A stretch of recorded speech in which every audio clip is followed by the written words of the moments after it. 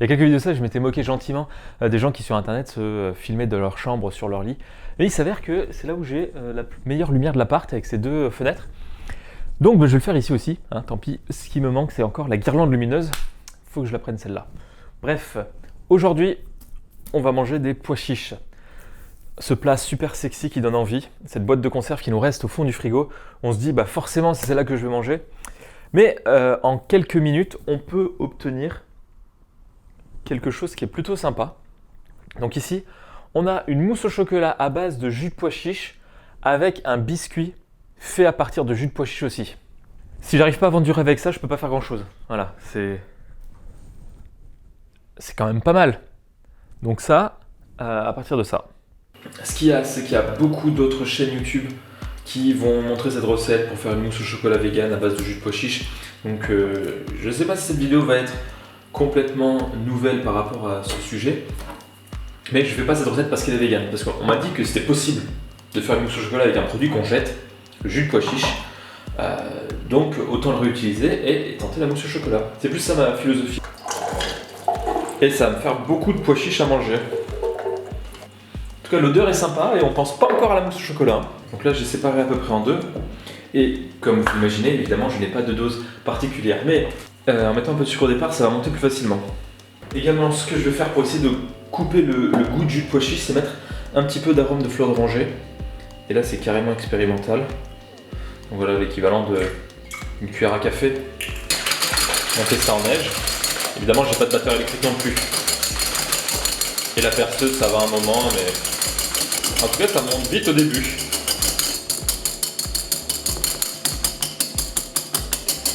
Le jus de pois chiche est quasiment bien monté, mais j'ai pas encore fait fondre le chocolat. J'aurais dû gérer ça avant. Bon.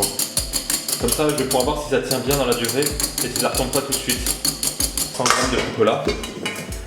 Et je vais faire fondre ça dans ce grand saladier. Un petit peu de lait végétal, là c'est du lait d'épeautre, parce que j'ai ça sous la main, il n'y a pas de raison particulière à part ça. Et direction le bain-marie, pile poil la bonne taille pour faire fondre le chocolat. Ça doit être un petit peu liquide là, ça va le faire, hein. Sinon ça le fait toujours plus ou moins. Franchement là c'est super ferme, je pourrais presque le retourner sur la tête.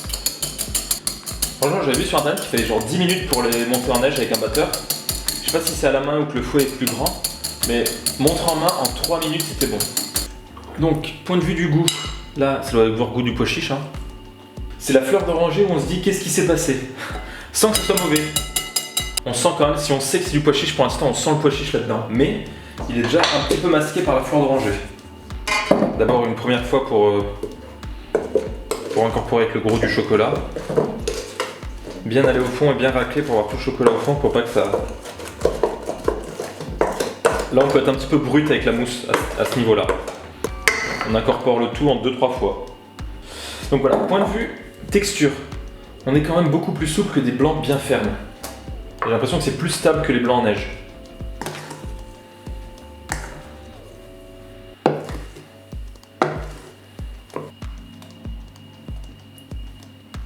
Je sens que ça va aller à côté, je le sens. C'est un peu le bazar dans ma cuisine, mais moins de ce côté. C'est pour dire de l'autre côté ce que ça doit être. Et là, qu'est-ce que j'ai ? En attendant que ça refroidisse au frigo et que ça durcisse, je suis obligé de goûter. Bien sûr, il y a le goût du chocolat, il n'y a pas du tout le goût de pois chiche. Et il y a le goût de fleur d'oranger que j'ai rajouté, qui marche forcément très bien avec le chocolat. Et donc, moi je trouve que c'est plutôt une réussite. Et moi, quand on me dit qu'on peut remplacer les blancs d'œufs par du jus de pois chiche, eh ben, je vais tenter une autre recette. Et récemment, j'avais fait un gâteau pas loin de Noël pour un gâteau à l'étage avec une génoise qui est à base d'œufs. Et donc là, je vais voir si juste avec du jus de pois chiche, ça marche. Honnêtement, là, j'ai vraiment des doutes parce qu'il y a une cuisson, donc je ne sais pas si ça va tenir. Peut-être que le jaune d'œuf apporte quelque chose dans la recette, mais je vais tester. Donc là, l'équivalent de 3 œufs en jus de pois chiche, je ne sais pas combien ça fait en volume. J'ai mis un peu moins de 3 œufs, donc là je vais mettre 60 g de sucre. À peu près, hein. Donc là c'est ce que j'ai mesuré à l'œil. Et un petit peu de fleur d'oranger parce que ça marchait très bien avec la mousse au chocolat. Comme ça il y aura un traceur commun avec le gâteau, si ça marche.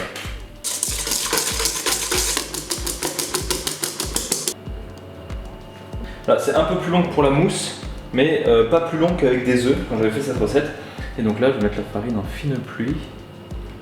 Plus visqueux, je dirais, qu'avec des blancs en neige. J'espère que ça va tenir, ça m'a l'air un petit peu,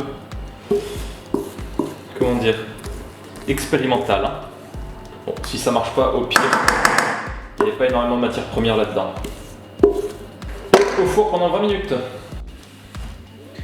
Est-ce que c'est un succès? Je ne pense pas.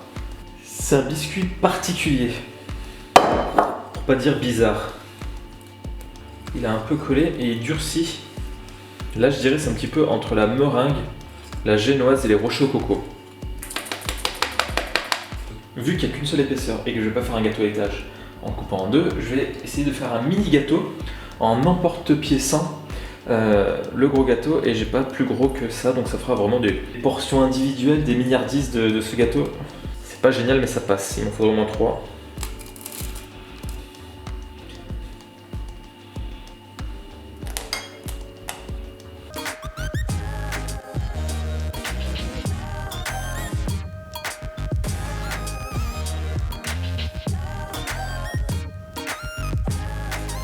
C'est pas mal ça. Donc voilà, en toute simplicité, une petite mousse au chocolat faite à la dernière minute, posée négligemment sur la table. Voilà. Qu'est-ce qu'il me reste à faire? À goûter ça? Ah non, avant, le gâteau. Il faut le côté un petit peu gourmand. Donc je vais essayer la cuillère sale. Allez, comme ça, il y a eu de la vie dans cette assiette. Voilà.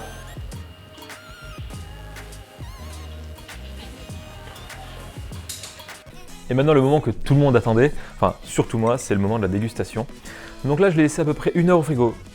Point de vue texture, c'est beaucoup plus léger qu'une mousse au chocolat. Un peu plus liquide, moins compact, moins figé. Super nuageux comme texture. C'est très léger en bouche et il n'y a pas ce côté gras. Il n'y a pas du tout le goût de pois chiche. Il y a le goût de la fleur d'oranger parce que j'en ai mis, heureusement qu'il y a le goût de la fleur d'oranger. Le biscuit, les deux ensemble un poil sucré. J'ai peut-être mis un peu trop de sucre. Et le biscuit, il a un peu une texture de tuiles. Vous voyez, les tuiles d'amande, c'est un petit peu ça, un petit peu collant mais croustillant quand on fait bien cuire. Je veux dire, j'ai pas fait cette recette parce qu'elle est végane. Je pense que même le titre, je vais pas mettre vegan dedans parce que sur mes vidéos, je fais pas ça parce que c'est vegan. Je fais ça parce que j'allais jeter ce jus de pois chiche. Ça peut paraître bête, mais par principe, si on peut faire un truc quand même plutôt sympa avec un produit qu'on allait jeter, moi je suis à fond. Là, j'ai utilisé une boîte de conserve. Il y a tous les reproches qu'on peut faire aux boîtes de conserve qui contiennent des éléments chimiques, des conservateurs, des choses comme ça pour avoir le jus. On peut le faire soi-même, ce qui peut être très bien. J'ai utilisé du sucre blanc, on peut utiliser du sucre roux, du sucre non raffiné. On peut peut-être éventuellement essayer avec du miel, pourquoi pas. Enfin, pas forcément du miel si on veut faire une recette vegan, mais bon. Il y a pas mal de possibilités. C'est une super base de mousse. Vous voyez, depuis tout à l'heure, moi je vais dedans et à chaque prise, j'en prends une cuillère. Ce gâteau, vu la texture du biscuit, qui est un petit peu dur, c'est pas du tout une génoise. La mousse qui est un petit peu légère, donc c'est pas du tout fait pour faire un gâteau à étage. Visuellement, ça rend plutôt bien. Enfin, sans vouloir, moi j'aime bien. Avec les fruits, ça passe bien, mais je pense que la cuillère, elle pourra pas se planter dedans. Ouais, elle appuie sur le biscuit et elle appuie sur la mousse qui part sur les côtés. Donc très mauvaise idée de recette de biscuit à étage. Mais c'est joli. Et je pense qu'on peut quand même le manger. Est-ce que ça va être la séquence glamour? Je ne pense pas. Oh, assez froid. Il faut surgeler, ils sont froids. Je ne referai pas cette recette parce qu'elle n'est pas pratique à manger.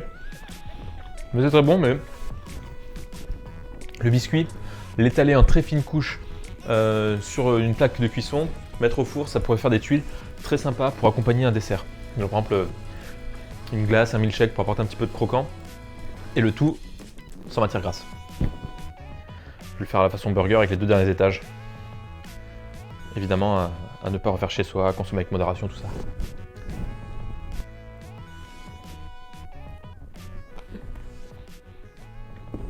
C'est pas écœurant. Moi peut-être, le gâteau non.